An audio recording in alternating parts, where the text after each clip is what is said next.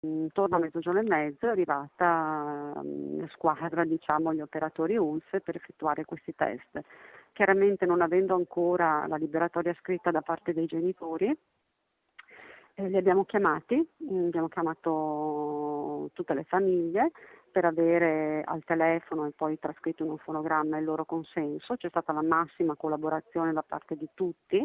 In poco meno di 3 ore sono stati quasi 30 i tamponi effettuati al Cerletti. Di Conegliano 16 studenti e circa 10 insegnanti, compresi alcuni collaboratori e la stessa dirigente. È stata lei ad allertare l'ULSS di prima mattina dopo aver avuto la conferma della positività di un allievo che nella giornata di venerdì aveva accusato i primi sintomi. Da qui l'immediato isolamento della classe, con i ragazzi invitati a indossare la mascherina anche al banco in attesa della squadra anti-Covid dell'ULSS.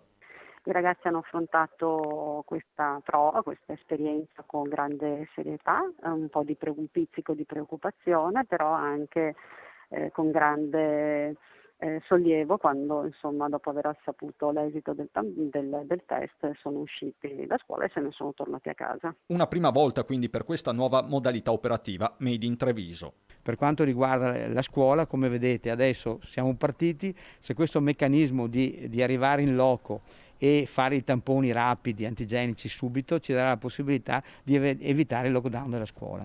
Scuole che risultano sorvegliate speciali, che a oggi contano 12 positivi nel distretto di Treviso, 6 in quello di Asolo, 7 nel distretto di Pieve di Soligo. In settimana poi è previsto un incontro con pediatri e medici di base, ma l'attenzione è rivolta anche alle case di riposo. Lo dico a voce sommessa, nelle case di riposo sta andando bene, abbiamo ridotto il numero degli ospiti contagiati, tant'è che siamo passati da 58 a 28. E un nuovo drive-in diventerà presto operativo alla cooperativa Tognolo di Conscio a Casale sul Sile, area che sarà allestita con container e capannoni.